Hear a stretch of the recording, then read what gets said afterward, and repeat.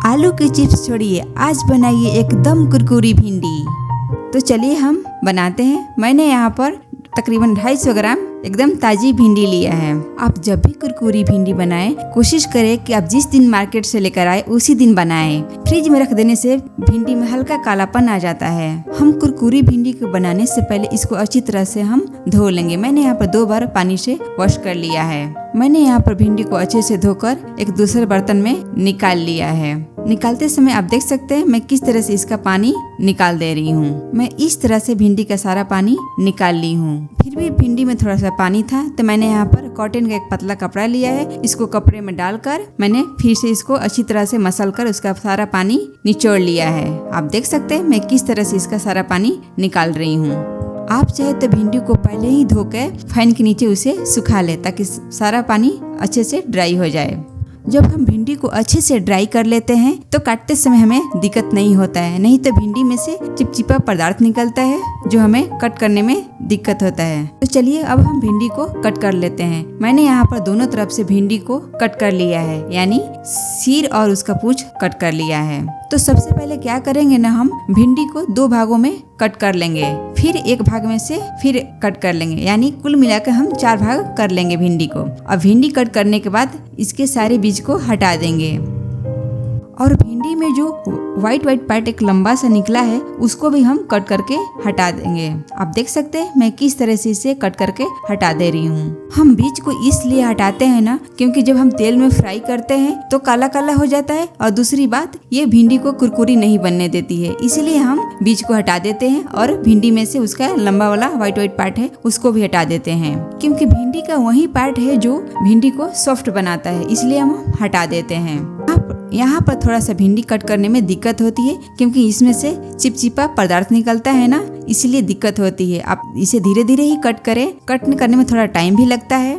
हम जब भिंडी को काटते हैं ना तो भिंडी बहुत ही फिसलता है और चाकू में भी वो चिपचिपा पदार्थ लग जाता है। यदि आपको ज्यादा भिंडी काटने में दिक्कत हो रही है ना तब आप चाकू पे थोड़ा सा नींबू का जूस लगा ले। वैसे आप कुरकुरी भिंडी को दाल चावल के साथ भी खा सकते हैं या स्नैक्स में भी ले सकते हैं। जब हम दाल चावल खाते हैं तो कभी कभी पापड़ खाते हैं ना तो उसकी जगह आप इसे ले सकते हैं, बहुत ही अच्छा लगता है। मैंने यहाँ पर किसी भिंडी में से 3 पार्ट भी किया है क्योंकि कोई मेरा भिंडी बहुत ही छोटा था, इसलिए मैंने यहाँ पर 3 भागों में ही इसे कट कर लिया है। इसी तरह से मैंने सारे भिंडी को कट कर लिया है।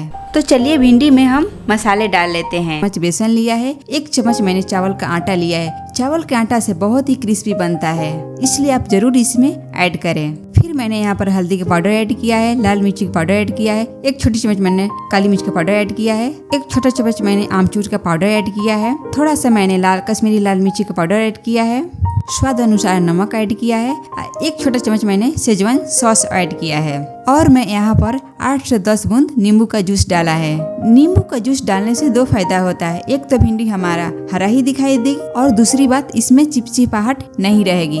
इन सबको हम अच्छी तरह से मिक्स कर लेंगे ताकि भिंडी में अच्छी तरह से सारे मसाले अच्छे से मिक्स हो जाए। हमारा भिंडी यहाँ पे थोड़ा ड्राई से दिख रहा था, इसलिए मैंने यहाँ पर थोड़ा सा पानी डालकर इसे अच्छे से कोट कर लिया है। हम जब पानी डाल देते हैं ना तो भिंडी अच्छे से कोटिंग हो जाता है। मैंने यहाँ पर अच्छे से मिक्स करने के बाद इसे 2 मिनट के लिए रेस्ट पर रख दिया है। तो चलिए अब हम भिंडी को डीप फ्राई कर लेते हैं। यदि आप चाहे तो इसे एयर फ्रायर में भी फ्राई कर सकते हैं। मैंने यहाँ पर कढ़ाई गर्म होने के लिए रख दिया है। जैसे हमारा कढ़ाई गर्म हो जाएगा उसमें हम तेल डालेंगे। तेल को हम अच्छी तरह से गर्म कर लेंगे। जब तेल पूरी तरह गर्म हो जाएगा तब इसमें हम भिंडी को एक करके डालेंगे।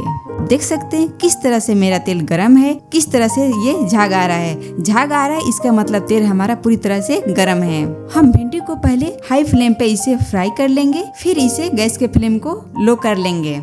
लो करने से एकदम भिंडी हमारी कुरकुरी बनेगी। आप देख सकते हैं किस तरह से भिंडी हमारा गोल्डन ब्राउन हो गया है। अब इसे हम दूसरे बर्तन में निकाल लेंगे। इसी तरह से मैंने दूसरी बार भिंडी को डाला है। मैंने यहाँ पर भिंडी को एक करके ही डाला है। हम जब भिंडी को डालते हैं ना तो भिंडी हमारे हाथ में चिपकता है।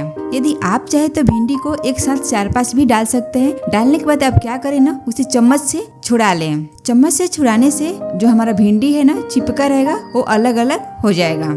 आप देख सकते हैं मैं चम्मच से किस तरह से इस एक दूसरे से अलग कर रही हूँ। हम इसी तरह से सारे भिंडी को गोल्डन ब्राउन होने तक डीप फ्राई कर लेंगे। वैसे कुरकुरी भिंडी में थोड़ा मिर्ची कम डालकर आप बच्चों को डीप फ्राई करके दे सकते और आराम से इसे खा लेंगे। वैसे मेरा बेटा फर्स्ट टाइम इसे ट्राई किया है, उसको खाकर बहुत ही अच्छा लगा है। अब हमारा कुरकुरी भिंडी रेडी हो गया है। यदि आपको ज्यादा चटपटा खाना है तो आप थोड़ा सा इस पे चाट मसाला भी छिड़क कर खा सकते हैं। आप देख सकते हैं किस तरह से ये कुरकुरी हुई है, इसका आवाज आराम से आप सुन सकते हैं। इसको बनाना बहुत ही इजी है, आप इसे जरूर ट्राई करें। यदि आपको वीडियो अच्छी लगी तो प्लीज लाइक करें, शेयर करें एंड सब्सक्राइब करें। Thank you.